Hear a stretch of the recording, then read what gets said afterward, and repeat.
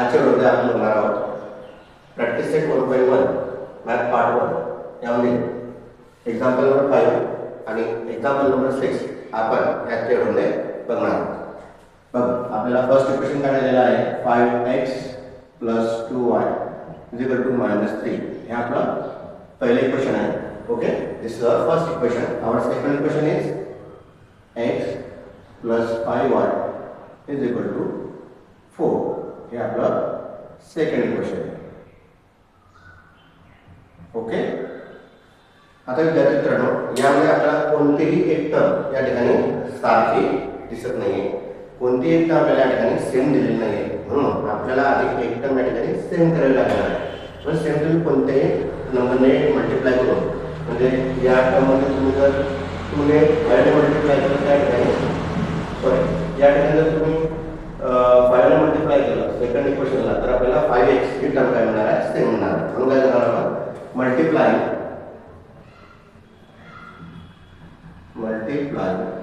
आपल्याला equation सेकंडला bye 5, कारण 5 ने मल्टिप्लाय केलं तर आपल्याला 5x आणि 5x सेम मिळणार आहे. ओके, चला x + 5y = 4. याला आपल्याला कितीने मल्टिप्लाय करायचं आहे, 5 ने मल्टिप्लाय करायचं आहे. ओके, चला 5x + 5 25y आणि 5 + 20. या ठिकाणी तुम्हाला लक्षात ठेवायचं आहे, मल्टिप्लाय करताना तुम्हाला दिलेल्या इक्वेशनमध्ये प्रत्येक टर्मला तुम्हाला मल्टिप्लाय करायचं आहे, फक्त एकाच टर्मला नाही. जसं की या ठिकाणी याला पण मल्टिप्लाय केलं, याला पण मल्टिप्लाय आणि ह्या टर्मला पण मल्टिप्लाय केलं. आता हे इक्वेशन आपल्याला थर्ड मिळालं. ओके, आता थर्ड म्हणून आपण काय करणार आहोत, फर्स्ट इक्वेशन मायनस करणार आहोत. सबट्रॅक्टिंग इक्वेशन कोणते पेक्षा मायनस करणार आहोत, फर्स्ट. कोणते मायनस करणार आहोत, थर्ड म्हणून थर्ड. ओके, चला आपलं थर्ड इक्वेशन काय आहे, 5x + 25y = 20. याच्यातून आपल्याला हे मायनस करायचं. 5x + 2y = ओके, चला 5x या ठिकाणी एलिमेंट होणार आहे, या ठिकाणी मायनस, या ठिकाणी मायनस. आता 25 - 2y = 23y. ओके, या ठिकाणी आता प्लस मायनस आणि मायनस करायला प्लस, त्यामुळे 20 + 3 23. ओके, या ठिकाणी आपल्याला काय मिळाला, 20. आता y ची किंमत जर काढायची आपल्याला, तर 23 इकडे मल्टिप्लाय होईल, इकडे जाणार आहे डिव्हिजन मध्ये. म्हणजेच आपल्याला y ची किंमत काय मिळाली मित्रांनो, 23 × 23, आणि आपल्याला या ठिकाणी y ची किंमत 1 म्हणजेच 1 या ठिकाणी मिळालेली आहे. आता ही y ची किंमत आपण इक्वेशन नंबर सेकंड मध्ये ठेवू. पुटिंग y = 1 इन इक्वेशन कशात करणार आहोत, सेकंड मध्ये.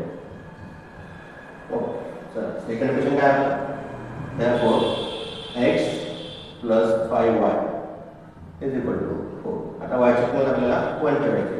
therefore x प्लस, आता y ची किंमत 1 ठेवली म्हणजे काय, 5 × 5.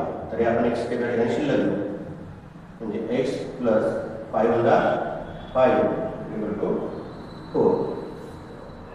तर आपण कुठे जाणार आहोत, therefore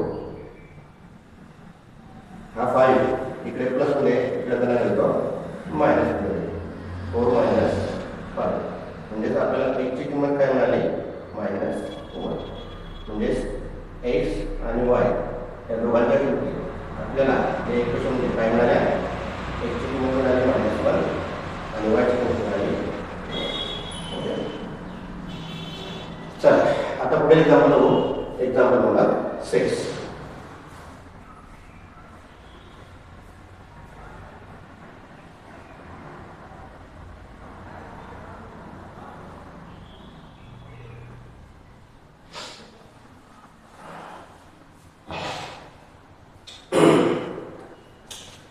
एक्झाम्पल नंबर 6 हे व्यवस्थित बघा, कारण हे एक्झाम्पल थोडंसं इतर एक्झाम्पलपेक्षा वेगळा आहे. म्हणजे एक्झाम्पल सॉल्व करताना याच्या स्टेपकडे व्यवस्थित लक्ष द्या.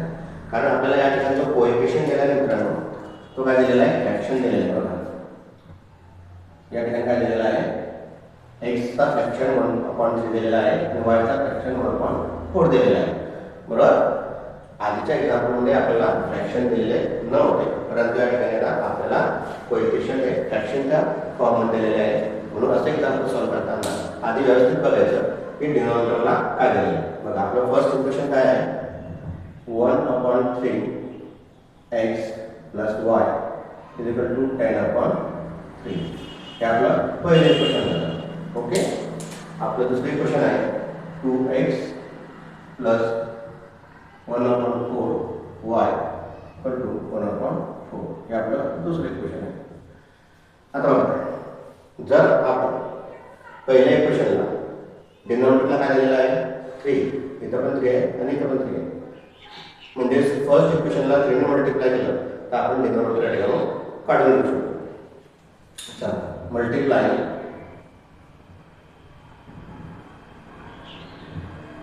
इक्वेशन फर्स्ट बाय 3 आणि या ठिकाणी जर आपण 4 ने मल्टिप्लाय केलं तर 4 या ठिकाणी एलिमेंट म्हणजे अँड सेकंड बाय 4. म्हणजे आपल्याला या इक्वेशनला 3 ने मल्टिप्लाय करायचं आहे आणि या इक्वेशनला 4 ने मल्टिप्लाय करायचं आहे. हे कसं होतं, आपलं पहिलं इक्वेशन काय आहे, 1/3, याला आपण 3 ने मल्टिप्लाय करणार आहोत. बरोबर. प्रत्येक टर्मला 3 ने मल्टिप्लाय करणार आहोत. 10/3 × 3. बरोबर. त्यानंतर 2x त्याला सुद्धा आपल्याला 4 ने मल्टिप्लाय करायचं आहे. काय, 4 ने. 2x × 4 + 1/4 × 4y आणि 11/4 × 4. अशा पद्धतीने मल्टिप्लाय केल्यानंतर आपल्या डिनॉमिनेटर ठिकाणी निघून जाणार आहे. म्हणजेच कसे बघा, हा 3 गेला, हा 3 गेला, शिल्लक काय राहिला ठिकाणी x. आता या ठिकाणी 3 ने मल्टिप्लाय करून 3y, हा 3 गेला, हा 3 गेला, शिल्लक काय राहिला 10. शिल्लक काय राहिला 10. हे आपलं इक्वेशन नंबर 3 आपल्याला या ठिकाणी मिळालं. व्यवस्थित बघा, हे आपल्याला इक्वेशन नंबर 3 मिळालं. या ठिकाणी 2 4 8, 8x प्लस या ठिकाणी हा 4 गेला, हा 4 गेला, शिल्लक करायला फक्त y, हा 4 गेला, हा 4 गेला, शिल्लक करायला 11. हे आपल्याला इक्वेशन नंबर 4 मिळालं. ओके. आता आपल्याला या ठिकाणी आपला एक्झाम्पल सॉल्व करणं सुरू होईल. बरोबर. आपल्याकडे थर्ड एक्झाम्पल आपल्याला मिळालेलं आहे x + 3y = 10 आणि फोर्थ एक्झाम्पल मिळालेलं आहे 8x + y = 11. आता दोघे एक्झाम्पलमध्ये तर आपण बघितलं. बरोबर. दोघे एक्झाम्पलमध्ये आपण बघू, x + 3y = 10. हे आपलं थर्ड इक्वेशन आपल्याला मिळालं. बरोबर. आणि फोर्थ इक्वेशन काय मिळालं आपल्याला, 8x + y = 11. हे आपलं फोर्थ इक्वेशन मिळालं. आता दोघे इक्वेशनमध्ये आपल्याला एक टर्म सेम दिलेली नाही. बरोबर. पण आपल्याला एक टर्म सेम आणण्यासाठी, म्हणजे आपल्याला एक टर्म सेम करण्यासाठी या ठिकाणी आपल्याला इक्वेशन थर्डला 8 ने मल्टिप्लाय करावं लागेल. काय करावं लागेल, मल्टिप्लाय. काय करणार, देअरफॉर मल्टिप्लाय इक्वेशन थर्ड कितीने मल्टिप्लाय करणार आहोत, 8 ने बाय 8. आता 8 ने आपलं थर्ड इक्वेशन काय आहे, x + 3y = 10. या प्रत्येक टर्मला 8 ने मल्टिप्लाय केलं तर काय मिळणार आपल्याला, 8x, 8 3 24y आणि 8 10 8. बरोबर. हे आपलं इक्वेशन नंबर 8 आपल्याला 5th मिळालं. Equation number 5. बरोबर. आता आपल्याला एक टर्म ठिकाणी सेम मिळाली, म्हणून या इक्वेशनमधून आपण काय करणार आहोत, चौथं इक्वेशन मायनस करणार आहोत. काय करणार आहोत, मायनस. म्हणून सबट्रॅक्टिंग इक्वेशन 4 फ्रॉम 5.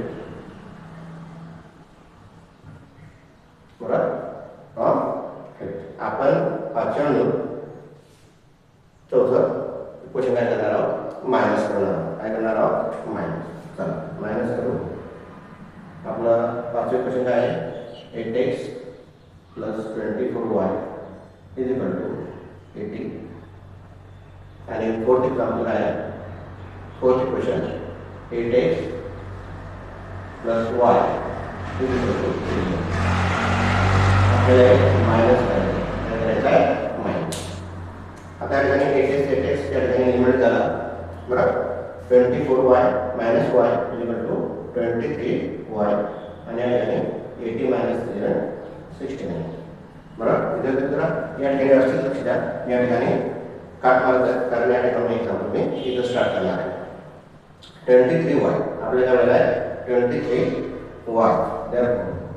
हे 23 कडे मल्टिप्लाय मध्ये इकडे काय होते, डिव्हिजन जाते. आपण इकडे लिहू असं y is equal to 69 upon 20 बरोबर. 23 च्या टर्ममध्ये 69 हे थर्ड पोझिशनवर येतात म्हणून आपल्याला y इज इक्वल टू काय मिळालं, 3. 23 ला 23 23 ला 23 3 ला 69 y इज इक्वल टू आपल्याला काय मिळालं, 3 या ठिकाणी मिळालं बरोबर. आता y ची किंमत आपण आलेल्या इक्वेशनमध्ये थर्ड मध्ये ठेवू म्हणजे आपल्याला x ची किंमत मिळून जाईल. 14 y is equal to 3 in equation. पहिल्यांदा करणार आहोत थर्ड एक्झाम्पलमध्ये. एक्झाम्पलमध्ये आपण y ची किंमत ठेवणार बरोबर. तुम्ही कोणत्याही इक्वेशनमध्ये थर्डमध्ये ठेवा, फोर्थमध्ये ठेवा का फिफ्थमध्ये ठेवा, कोणत्याही इक्वेशनमध्ये तुम्ही y ची किंमत 3 ठेवली तर तुम्हाला x ची किंमत मिळणार. चला आपलं तिसरं उदाहरण काय आहे, x plus 3y is equal to 10. आता आपल्याला y ची किंमत काय ठेवायची आहे, 3 इज इक्वल टू 10. x प्लस 3 3 ला 9 10. आता x ची किंमत आपल्याला मिळालेली आहे. इकडे प्लस पण आहे, इकडे 9 टाकते मायनस होते 10 मायनस 9 म्हणजे x इज इक्वल टू आपल्याला 1. म्हणजे या क्वेश्चनचं सोल्युशन काय मिळालं, x आणि y दोघांच्या किमती आपल्याला काय मिळालं, y ची किंमत काय मिळाली. ओके विद्यार्थी मित्रांनो, हा व्हिडिओ तुम्हाला आवडला असेल तर लाईक शेअर सबस्क्राईब करायला विसरू नका.